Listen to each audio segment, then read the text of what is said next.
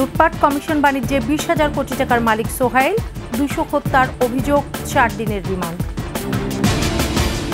নসরুল হামিদের অফিস থেকে কোটি টাকা সহ বিপুল বিদেশি মুদ্রা জব্দ, পালানোর সময় বিমানবন্দরে শাকিল রূপা আটক। এসআলো মুক্ত করতে ইসলামী ব্যাংকের পর্ষদ ভেঙে দেওয়ার সিদ্ধান্ত, 6 ব্যাংকের শেয়ার বিক্রি ও হস্তান্তরে নিষেধাজ্ঞা।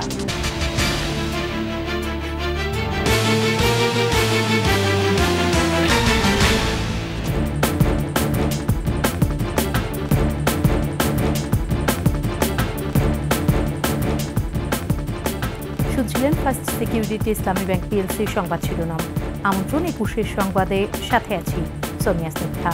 দর্শক, 21 টেলিভিশনের সংবাদ একই সাথে সরাসরি দেখতে পাবেন আমাদের ফেসবুক পেজ www.facebook.com/2124 অনলাইনে। দখল, লুটপাট, নিয়ম বহির্ভূত ব্যবসা, কমিশন বাণিজ্যের মাধ্যমে অন্তত 20,000 কোটি টাকার মালিক, নৌবাহিনী থেকে সদ্য বাধ্যতামূলক অবসরে যাওয়া রিয়ার অ্যাডমিরাল মোহাম্মদ সোহাইল, পায়রা ও চট্টগ্রাম সমুদ্র বন্দরের চেয়ারম্যান থাকাকালে ক্ষমতাচ্যুত আওয়ামী লীগ সরকারের নৌ পরিবহন প্রতিমন্ত্রী খালিদ মাহমুদ চৌধুরীর সঙ্গে যোগসাজশে অবৈধভাবে অর্জন করেন এই অর্থ। এছাড়া র্যাব ও ডিজিএফআই এর থাকা অবস্থায় 200 বিচার বহির্ভূত হত্যার অভিযোগ রয়েছে সোহাইলের বিরুদ্ধে। মানিক শিকদারের রিপোর্ট।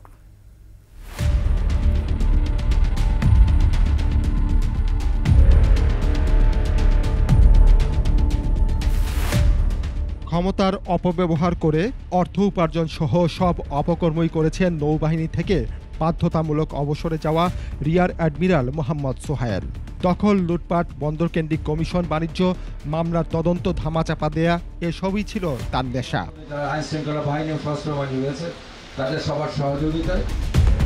বাহিনীর সুনাম মর্যাদার কথা তিনি কখনোই ভাবেননি। ক্ষমতার দাপট দেখিয়ে 2 হাতে কামিয়েছেন হাজার হাজার কোটি টাকা। 5 জন মানুষের নাম উল্লেখ করে কেস দেওয়া হলে তার সাথে আরও 500, 2,000, 3,000 লোকের নাম ঢুকিয়ে দিয়ে তাদেরকে অযথা বাণিজ্য করার জন্য, মানুষকে হ্যারাসমেন্ট করার জন্য তারা এই বাহিনীকে ব্যবহার করে।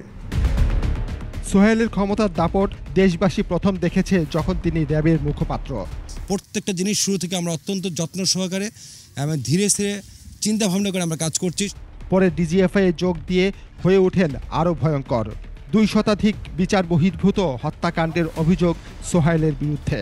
সরকারের রাজনৈতিক প্রতিপক্ষ ও নিরীহ মানুষকে আটক করে অর্থ আদায়ের অভিযোগ বিস্তর।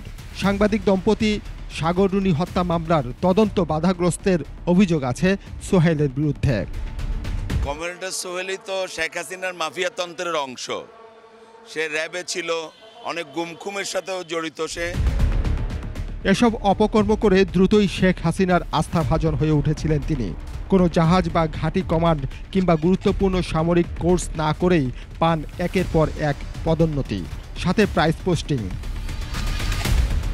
পায়রা সমুদ্র বন্দরের চেয়ারম্যানের দায়িত্ব পাওয়ার পর অর্থের নেশা আরও বেড়ে যায় সোহাইলের। অভিযোগ রয়েছে অনিয়ম আর লুটপাটের মাধ্যমে এখান থেকে কামিয়েছেন প্রায় 8,000 কোটি টাকা। এরপর সোহাইলের সামনে আরও বড় সুযোগ আসে। রিয়ার অ্যাডমিরাল হয়ে 2023 সালের 12 এপ্রিল চট্টগ্রাম বন্দরের চেয়ারম্যান হিসেবে যোগ দেন তিনি। ক্ষমতাচ্যুত আওয়ামী লীগ সরকারের নৌ পরিবহন প্রতিমন্ত্রী খালিদ মাহমুদ চৌধুরীর সাথে যোগসাজশে বন্দর কেন্দ্রিক সব ধরনের ব্যবসা, চুক্তি, ঠিকাদারি, নিলাম সবই নিয়ন্ত্রণে নেন সোহাইল। অবৈধ কারবারিদের সহায়তায় কাস্টমসের কর্মকাণ্ডেও হস্তক্ষেপ করেন তিনি। চট্টগ্রাম বন্দর থেকে অর্জন করেন 12,000 কোটি টাকা। সোহাইলের অর্জিত বেশিরভাগ অর্থই পাচার হয়ে গেছে। থাইল্যান্ড, সিঙ্গাপুর, দুবাই সহ আরও কয়েকটি দেশে রয়েছে তার সম্পদ। নিজ এলাকা ময়মনসিংহে বড় ভাই সাবেক যুগ্ম সচিব গোলাম কিবরিয়া ও আরেক ভাই শহীদের নামেও করেছেন বিস্তর সম্পদ। 60 জায়গা এখানে ছিল, রেপের হুনায়াম করে বাইদে হায়া জায়গাটা জোর করে নিছে। আমাদের আসা যারা আছে বা বেঞ্চেরি আছে ওদের যা আগাও এভাবে নিয়ে গেছে, বলছে যেটা আঁকা দিবে এটা আঁকা নাই। ব্রহ্মপুত্র পাড়ের 200 একর জমি দখল করেছেন সোহাইলের পরিবারের সদস্যরা, যার মূল্য অন্তত 400 কোটি টাকা। ভূমিদস্যুরা দখল করে নিচ্ছে, যে সচিব প্রশাসন, র্যাব তাদের ভয় দেখায়া এখানে গরিব দুঃখীর মানুষের অনেক অনেক সম্পদ নিয়ে গেছে। এই ভূমিদস্যুদের চিহ্নিত করে তাদেরকে আইনের আওতায় আনা উচিত। এসব সম্পদের উৎস খতিয়ে দেখার তাগিদ টিআইবির। যারাই দুর্নীতি করছে বা তাদের সঙ্গে সম্পৃক্ত ছিল তাকে অবশ্যই এখন একটি যৌক্তিক বিচারের আওতায় আনা প্রয়োজন। হাসিনার পতনের পর 19 আগস্ট বাহিনী থেকে বাধ্যতামূলক অবসরে পাঠানো হয় রিয়ার অ্যাডমিরাল মোহাম্মদ সোহাইলকে। এরপর 20 আগস্ট বনানী এলাকা থেকে গ্রেফতার হন তিনি। দুর্নীতি দমন কমিশনে সোহাইলের নামে 20,000 কোটি টাকার অবৈধ সম্পদ অর্জনের অভিযোগ জমা পড়েছে। মানিক শিকদার, 21 টেলিভিশন, ঢাকা। এদিকে ছাত্র আন্দোলনে যুবদল নেতা হত্যা মামলায় সাবেক নৌ কর্মকর্তা চট্টগ্রাম বন্দরের সদ্য সাবেক চেয়ারম্যান এম সোহাইল ও আওয়ামী লীগ নেতা আহমেদ হোসেনকে 4 দিন করে রিমান্ড দিয়েছেন আদালত। আসামি পক্ষের আইনজীবী জামিন আবেদন করলে তা নাকচ করে দেওয়া হয়। বিস্তারিত জানাচ্ছেন মাহতাব মিনহাজ।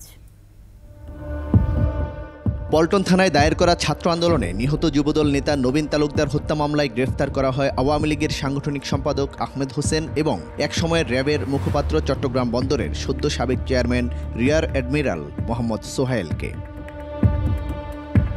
বুধবার বেলা 2টার দিকে ডিবি কার্যালয় থেকে তাদের আদালতে তোলা হয়। তাদের বিরুদ্ধে 10 দিনের রিমান্ড আবেদন করেন তদন্ত কর্মকর্তা পল্টন থানার উপপরিদর্শক নাজমুল হাসান। আবেদনের ভিত্তিতে ঢাকা মেট্রোপলিটন ম্যাজিস্ট্রেট মোহাম্মদ জসিমের আদালত দুজনের 4 দিন করে রিমান্ড মঞ্জুর করেন। আসামি পক্ষে একজন আইনজীবী এই রিমান্ড দরখাস্ত বাতিলপূর্বক আসামিদের জামিনে প্রার্থনা করেন। আদালত উভয় পক্ষের বক্তব্য শোনার পর এজাহার এবং রিমান্ডের দরখাস্তের গুণাগুণের উপরে ভিত্তি করে বা পর্যালোচনা করে তিনি আসামিদের বিরুদ্ধে 4 দিনে রিমান্ড মঞ্জুর করেন। মঙ্গলবার রাতে রামপুরা থেকে আহমেদ হোসেন এবং বনানী থেকে মোহাম্মদ সোহাইলকে গ্রেফতার করা হয়। মাহতাব মিনহাজ, 21 টেলিভিশন, ঢাকা। সাবেক বিদ্যুৎ জ্বালানি মন্ত্রী নসরুল হামিদের প্রতিষ্ঠান হামিদ গ্রুপের কার্যালয়ে অভিযান চালিয়ে 1,51,000 টাকা সহ বিপুল পরিমাণ বিদেশি মুদ্রা এবং অন্যান্য সরঞ্জামাদি জব্দ করেছে ঢাকা জেলা প্রশাসন। অভিযানের সময় যুব ও ক্রীড়া মন্ত্রণালয়ের উপদেষ্টা আসিফ মাহমুদ সজীব ভুইয়া ও গণ অধিকার পরিষদের সভাপতি নুরুল হক নুরু উপস্থিত ছিলেন। আরও জানাচ্ছেন তৌহিদুর রহমান। বুধবার ভোর 4:30টার আগে থেকে রাজধানীর বনানীতে সাবেক জ্বালানি প্রতিমন্ত্রী নসরুল হামিদের কার্যালয় প্রিয় প্রাঙ্গণ ঘিরে রাখে সেনাবাহিনী সহ আইনশৃঙ্খলা বাহিনীর সদস্যরা। পরে অভিযান শুরু করে ঢাকা জেলা প্রশাসন। তার কার্যালয় থেকে 1,51,000 টাকা, 510 তুর্কি লিরা এবং 200 পাউন্ড উদ্ধার করা হয়। একটি পিস্তল, 2টি ম্যাগাজিন এবং 50 রাউন্ড গুলিও উদ্ধার করা হয়। অভিযানের সময় যুব ও ক্রীড়া মন্ত্রণালয়ের উপদেষ্টা আসিফ মাহমুদ সজীব ভুঁইয়া, বৈষম্য বিরোধী ছাত্র আন্দোলনের সমন্বয়ক সহ গণ অধিকার পরিষদের সভাপতি নুরুল হক নূর উপস্থিত ছিলেন। অভিযানে গড়িমসি নিয়ে প্রশ্ন তোলেন গণ অধিকার পরিষদের সভাপতি। যেহেতু আইন শৃঙ্খলা পরিস্থিতি পুরোটা বর্তমানে স্বাভাবিক না, পুলিশি ব্যবস্থাটা পুরোটা এখন পর্যন্ত কার্যকর হয়নি, কাজে এরকম একটা গুরুত্বপূর্ণ অভিযানে স্বাভাবিকভাবেই দেশের ক্রান্তিলগ্নে সেনাবাহিনী যেভাবে সহায়তা করেছে এখানেও সেনাবাহিনী সেই সহায়তাটা করছে। ছাত্র আন্দোলন দমাতে এই বাড়ি থেকে বিপুল অর্থ যেত বলেও অভিযোগ করেন তিনি। তৌহিদুর রহমান, 21 টেলিভিশন, ঢাকা। এদিকে দেশ ছেড়ে পালানোর সময় শাহজালাল বিমানবন্দর থেকে আটক করা হয়েছে 71 টেলিভিশনের চাকরিচ্যুত প্রধান বার্তা সম্পাদক শাকিল আহমেদ এবং প্রধান প্রতিবেদক ও উপস্থাপিকা ফারজানা রূপাকে।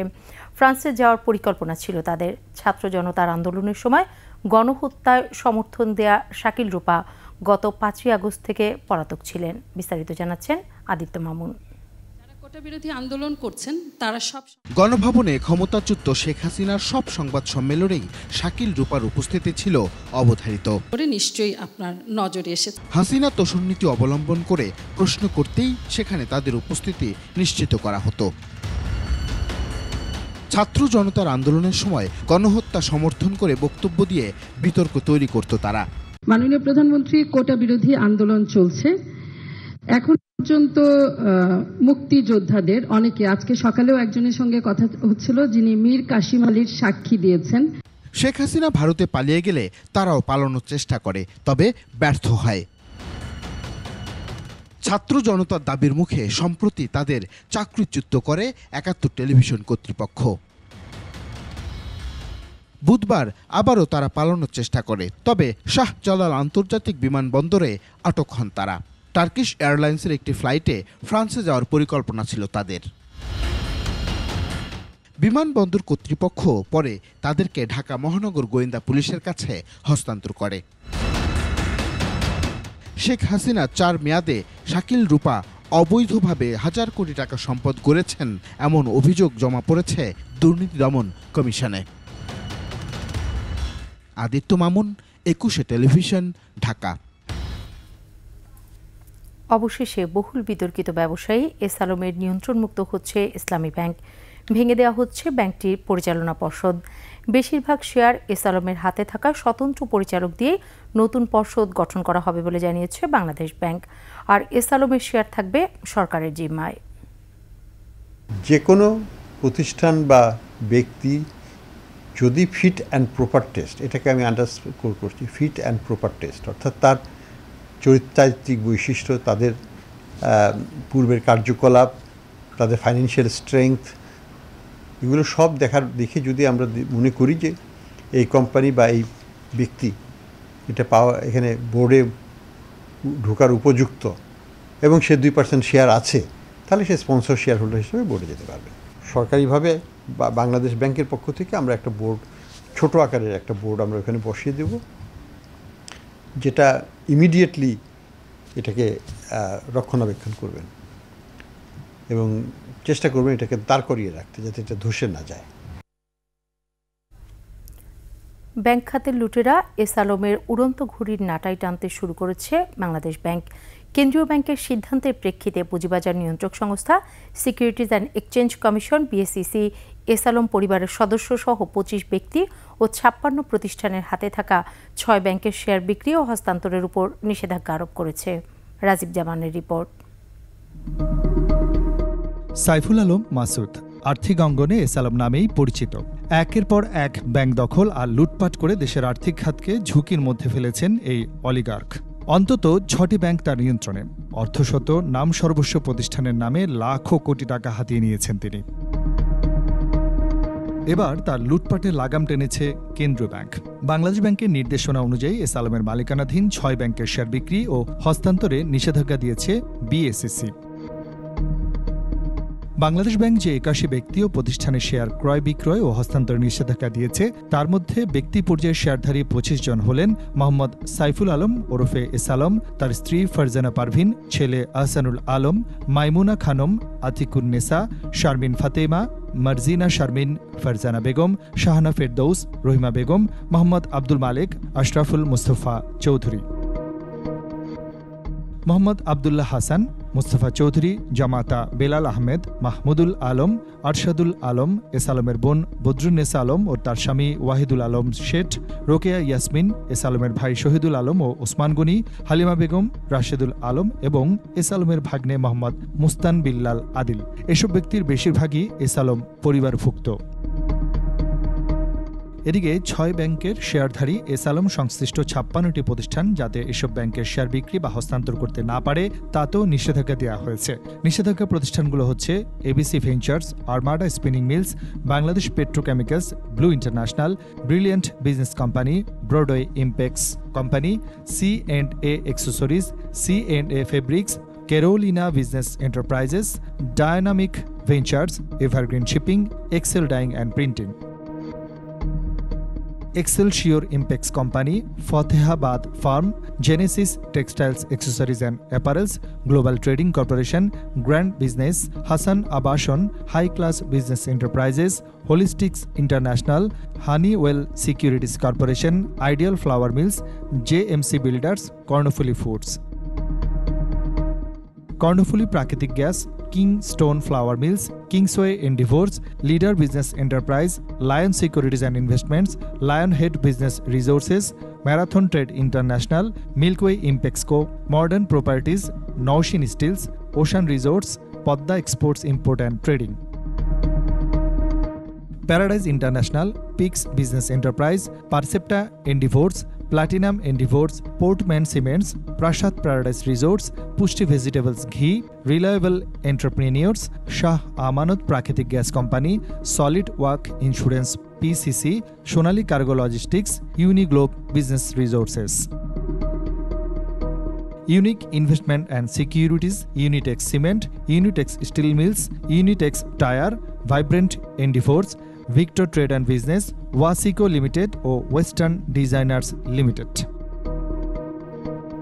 বাংলাদেশ ব্যাংকের তথ্য অনুযায়ী ইসলামী ব্যাংক থেকে এসালম গ্রুপ নামে বেনামে 1 লাখ কোটি টাকা বের করেছে। নিজের মালিকানাধীন আরও 5 ব্যাংক এবং রাষ্ট্রায়ত্ত ব্যাংকগুলো থেকেও হাজার হাজার কোটি টাকা ঋণ নিয়ে গোটা আর্থিক খাতকেই ঝুঁকির মধ্যে ফেলেছে এসালম গ্রুপ। রাজীব জামান, 21 টেলিভিশন। নিচ্ছি সংবাদ বিরতি, যখন ফিরছি তখন অন্যান্য খবরের সঙ্গে আরও থাকবে।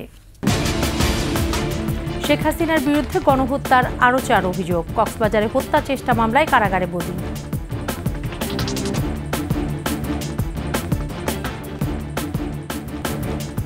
আবারও আমন্ত্রণ 21 সংবাদে। চট্টগ্রামে গণহত্যা ও মানবতা বিরোধী অপরাধের অভিযোগে সাবেক প্রধানমন্ত্রী শেখ হাসিনা সহ 77 জনের বিরুদ্ধে আন্তর্জাতিক অপরাধ ট্রাইব্যুনালের তদন্ত সংস্থায় অভিযোগ দায়ের করা হয়েছে। এছাড়াও মিরপুরে ও ময়মনসিংহে গণহত্যার আরও 3টি অভিযোগ তদন্ত সংস্থায় দাখিল করা হয়েছে। এ নিয়ে ট্রাইব্যুনালে সাবেক প্রধানমন্ত্রীর বিরুদ্ধে 8টি অভিযোগ দাখিল করা হলো। সুপ্রিম কোর্টে বুধবার এসব তথ্য জানান আবেদনকারীর আইনজীবীরা। বিস্তারিত শাকের আরজুর রিপোর্টে। গত 16 জুলাই চট্টগ্রামের মুরাদপুরে কোটা সংস্কার আন্দোলনে নিহত হয় শিক্ষার্থী ফয়সাল আহমেদ শান্ত।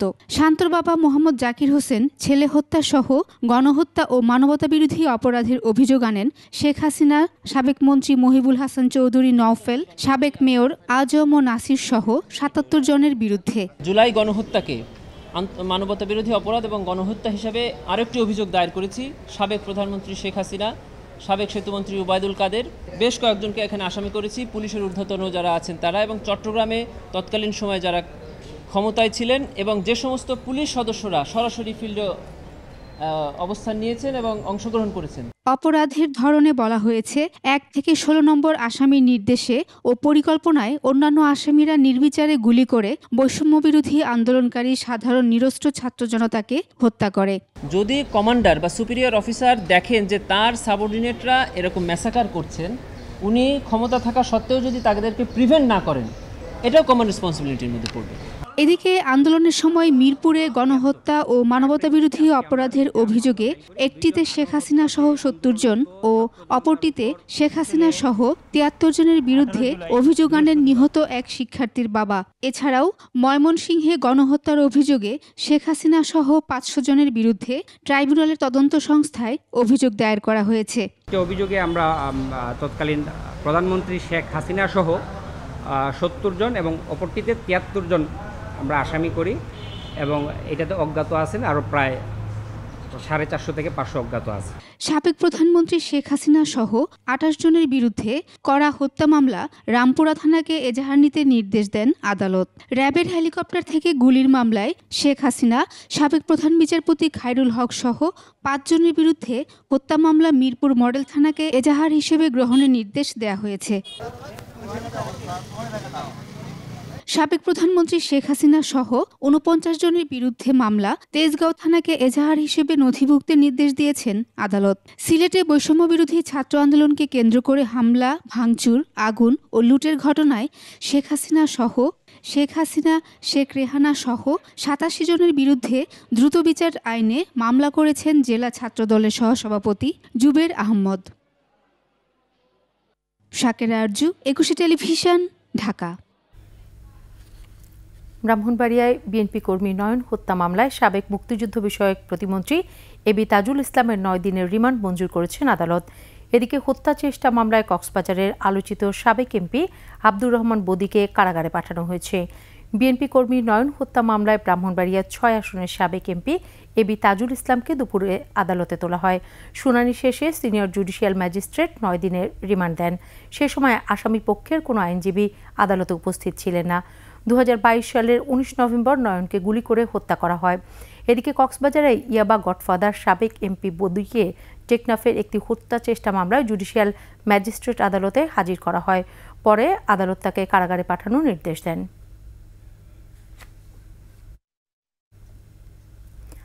বিএনপি চেয়ারপারসন ও সাবেক প্রধানমন্ত্রী বেগম জিয়া হাসপাতাল থেকে বাসায় ফিরেছেন। তার ব্যক্তিগত চিকিৎসক ডাক্তার এজেডএম জাহিদ হোসেনকে উদ্ধৃত করে এই তথ্য জানান বিএনপির মিডিয়া সেল। গত 7 জুলাই রাতে গুলশানের বাসভবন ফিরোজায় বিএনপি চেয়ারপারসন অসুস্থ হয়ে পড়েন। পরে তাকে রাজধানীর এভারকেয়ার হাসপাতালে ভর্তি করা হয়। শেষ করছি 21 সংবাদ। যাবার আগে ফার্স্ট সিকিউরিটি ইসলামী ব্যাংক পিএলসি সংবাদ শিরোনামগুলো আরও একবার। লুটপাট কমিশন বাণিজ্যে 20,000 কোটি টাকার মালিক সোহাইল, 200 হত্যার অভিযোগ, 4 দিনের রিমান্ড। নসরুল হামিদের অফিস থেকে কোটি টাকা সহ বিপুল বিদেশি মুদ্রা জব্দ, পালানোর সময় বিমানবন্দরে শাকিল রূপা আটক। এসালম মুক্ত করতে ইসলামী ব্যাংকের পর্ষদ ভেঙে দেওয়ার সিদ্ধান্ত, 6 ব্যাংকের শেয়ার বিক্রি ও হস্তান্তরে নিষেধাজ্ঞা।